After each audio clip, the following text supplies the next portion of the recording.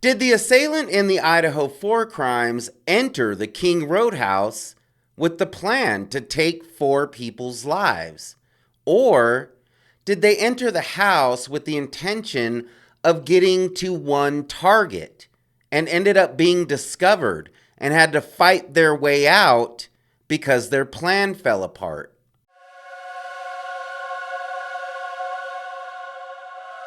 Hey everyone, it's Lucky with Unfiltered Lucky. And today I want to talk about whether whoever committed the Idaho 4 crimes entered the house with the intentions of taking 4 victims' lives. Or did they sneak in trying to get to one target and ended up being discovered, so their plan fell through and they ended up having to take the lives of 4 individuals? Now, before we get to talking about that, I just want to say that if you're following my videos on the Juten crimes, I'm digging and things are coming to the surface. So there's going to be a video real soon talking about updates, about what I've found out and, little details that I've found out about the Juten crimes. But today, I want to talk about the Idaho 4. When you look at the Idaho 4 case for exactly what it is, it doesn't make sense.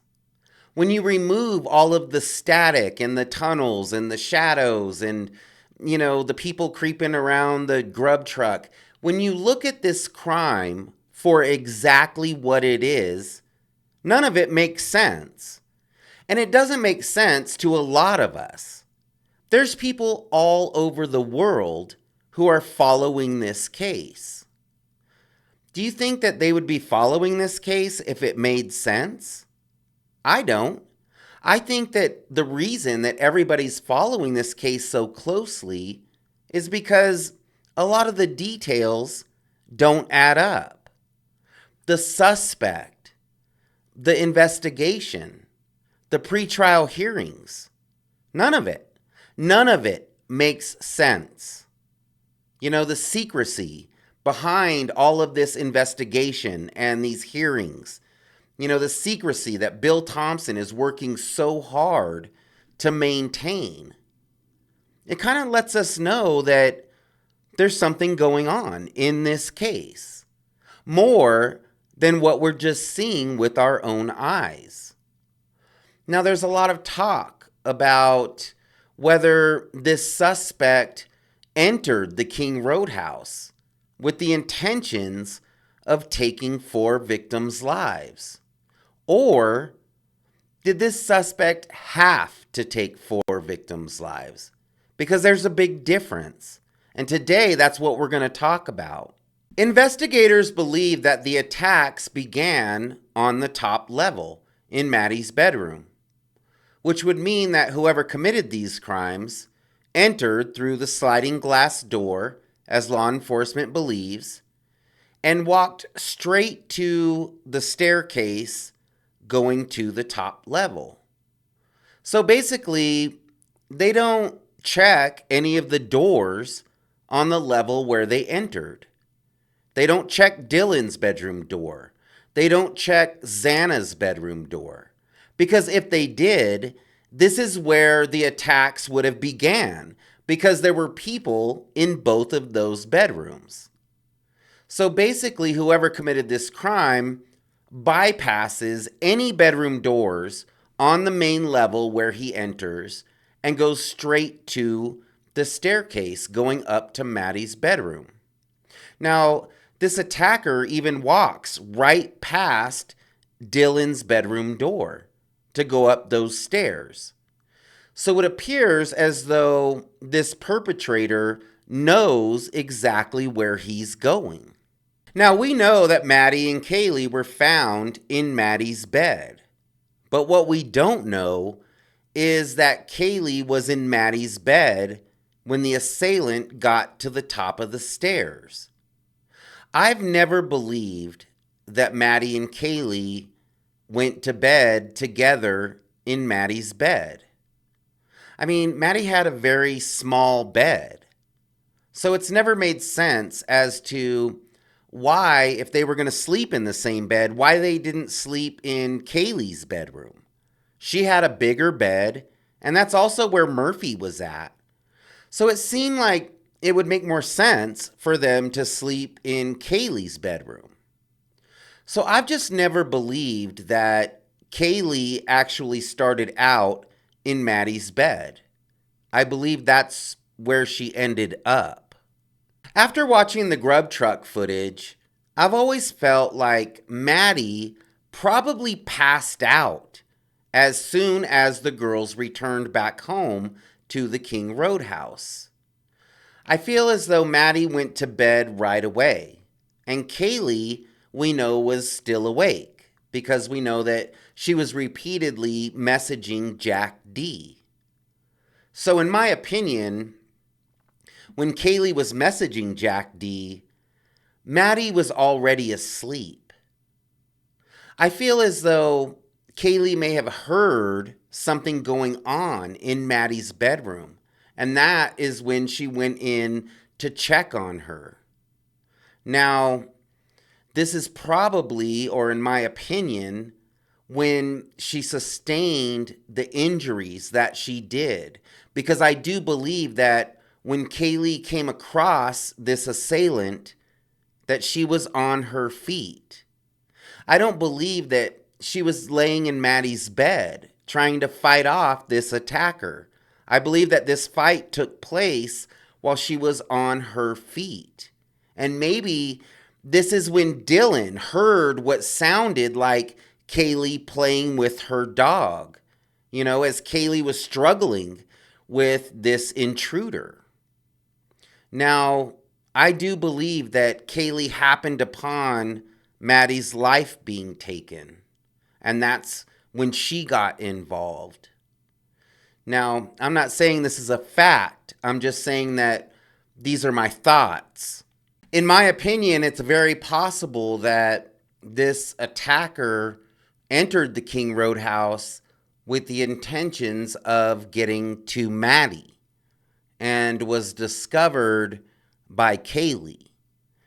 Now, anyone who knew Maddie and where she lived at 1122 King Road would be able to tell which bedroom belonged to her from the outside of the house, because she had personal items in her window that would indicate that that was her bedroom. So someone looking from the outside would be able to tell which bedroom was Maddie's. But would they know how to get up to that bedroom from inside the house? They might be able to see it from the outside, but would they be able to get into the house and get up to her bedroom quickly, as this perpetrator did? There were 3 people on the main level where this intruder entered: Dylan, Xana, and Ethan. Now, it doesn't appear that this intruder checked any of their doors, because none of them were alerted that there was someone in the house, especially someone clad in black, carrying a big knife.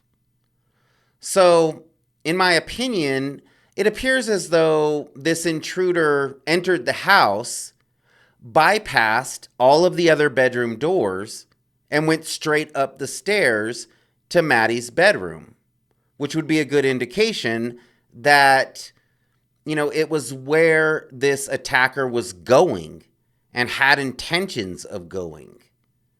That he was familiar with the King Roadhouse. He managed to get up to Maddie's bedroom right away, in the dark, without any problems. I think it's very possible that this attacker was there for Maddie and was discovered by Kaylee as he was taking Maddie's life. This probably happened right after Kaylee had messaged Jack D over and over again, and probably right before Dylan heard what sounded like Kaylee playing with her dog. I mean, Kaylee said there's someone here. And she said it loud enough so that Dylan could hear that. And that must have been pretty loud because Dylan didn't hear anything else, right? The plan very well could have been to take Maddie's life and fell apart because of Kaylee.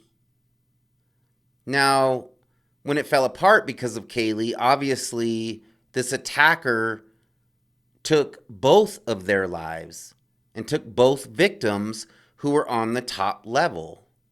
Now, oddly enough, Murphy, Kaylee's dog, was locked in Kaylee's bedroom. So Kaylee's dog didn't have access to the rest of the upstairs that we're aware of. Now, Murphy, it's stated that he barked for a very short amount of time. And maybe this is another reason why Dylan thought that Kaylee was playing with her dog. So I think it's very possible that this attacker did go directly to the top level to get to Maddie and ended up having to take two victims' lives because Kaylee walked in as Maddie's life was being taken. This could have been planned out. This could have been the plan to take out one target. Or this could have also been a series of events that kind of ignited the fuse, and these crimes were committed out of anger. You know, it's very possible that whoever committed this crime knew these victims well. That's kind of the direction that I've been leaning since the very beginning, is that these crimes were carried out by someone who knew these victims and someone who these victims knew well. After this attacker leaves the top level and heads back downstairs, back past Dylan's bedroom door again for the second time, why not just leave the house? All he has to do is walk to the left and walk right out that back sliding glass door. It's an easy exit. It seems as though he would have already gotten to his target. So why not leave the crime scene at that point? It's possible that maybe he was spotted by Ethan or Xana. You know, maybe one of them saw him in the common area. Or it's very possible that they knew him. So he couldn't leave any witnesses because, as I said, it's very possible that these people would be able to identify him because they knew him. So it seems as though if he wasn't spotted and, wasn't seen by Xana and Ethan, or either one, then he would just leave the house. He's already accomplished what he set out to do. But he doesn't do that. He walks across the house, across the common area, and down that hall to Xana's bedroom. So it would make sense if Ethan or Xana saw him and he possibly chased them back into Xana's bedroom. Or there was an additional target, and that's what he was looking for. He was walking across the house to Xana's bedroom because he knew that that was her bedroom, and he knew that his target was inside. Now, Ethan and Xana were described as being found in Xana's bed. But I'm not saying that this all happened while they were in Xana's bed. Just as I believe that Kaylee was put in Maddie's bed, I also think it's very possible that either Xana or Ethan could have been put on Xana's bed as well. We've heard from law enforcement that they were on Xana's bed, but I've heard some very, very credible people say that that's not where they were found at all. I've heard that they were found on Xana's floor. I've heard that one was found outside of Xana's bedroom and one inside. So there's a lot of different opinions about where Xana and Ethan were found. We know that it's been stated that Xana fought her attacker, which would lead me to believe that Ethan's life was possibly taken first. Because, in my opinion, if Xana is fighting this attacker and Ethan is still alive, then it seems as though Ethan would be trying to help Xana. Now, maybe that is what happened. But I feel as though if Xana was fighting this attacker and trying to fight him off, I feel like at that point, Ethan was already gone or possibly injured to the point where he couldn't help. So, do I feel like whoever committed these crimes planned on going into the King Roadhouse and taking the lives of 4 victims?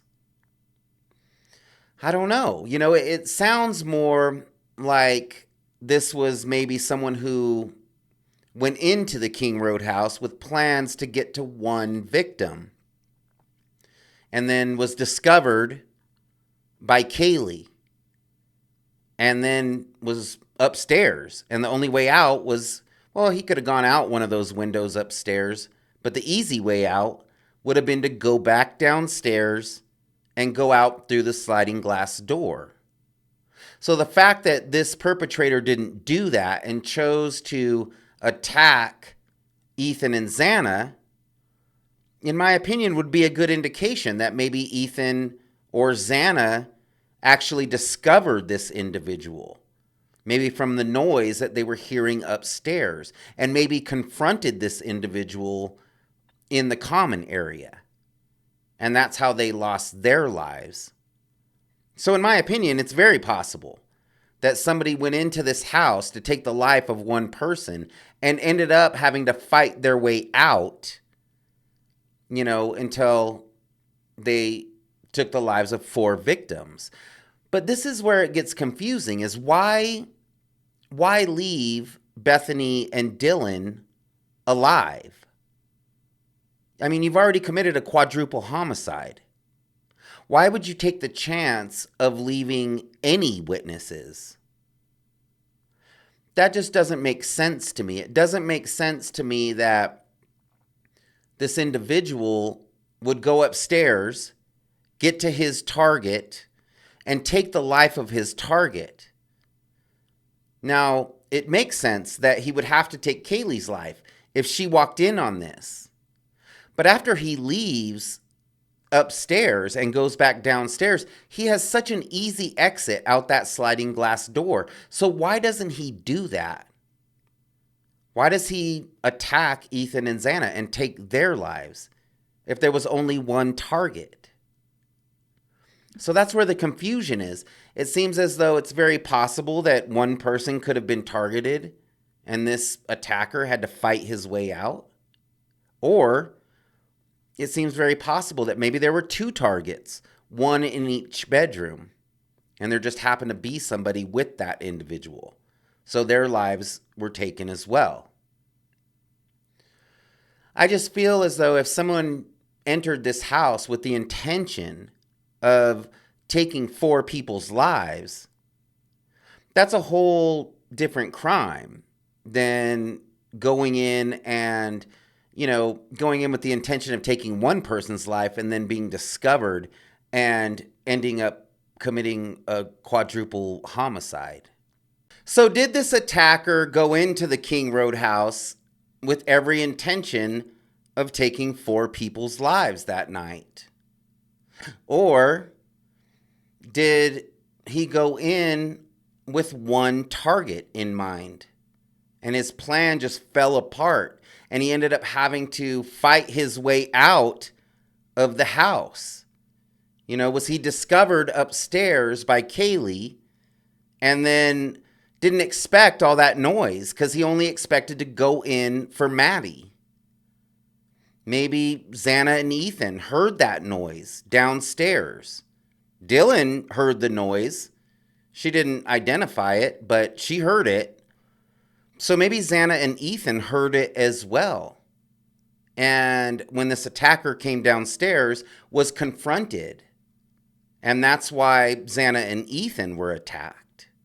What I don't understand is why they wouldn't go after Dylan and Bethany. If it was their concern about leaving any witnesses, because I think it's very possible that these roommates knew this attacker. I think this attacker knew them. But if he did know them and they did know him, why would he leave Dylan and Bethany? You know, he obviously went to his victims. He went into their rooms. All of them were found in their bedrooms. So why didn't he go into Dylan's bedroom? He walked by Dylan's bedroom 3 times. So why didn't he enter Dylan's bedroom? I think it's very possible that this was one person trying to get to one person and ended up having to fight their way out, rather than one individual who went inside this house with the intention of taking 4 people's lives. I just don't believe that this is a random stranger that entered this house and just decided to take the lives of 2/3 of the people living in this house. I do believe that this was a reaction to an action. I don't really believe that this was a well planned out crime. I think that this crime was carried out from anger by someone who knew these victims. Maybe it was multiple attackers. Someone who was already inside the house. But in my opinion, this wasn't a stranger. This was someone who was familiar with these roommates and with this house. It's just the appearance that these crimes have. You know, these crimes, the injuries to the victims indicate that these crimes were carried out of rage, out of anger. And what would make a complete stranger who had never met or talked to any of these victims so angry? As I said, I feel like this was a series of events that took place, maybe even just that evening, and led up to these crimes. I feel as though maybe there's someone or some people who are being protected by either Dylan or Bethany. There's just too much that doesn't add up in this case. I mean, I don't see how they're going to pull together a lot of these details. I don't see how you pull together the 8-hour time delay to call 911. I don't see how you explain that away.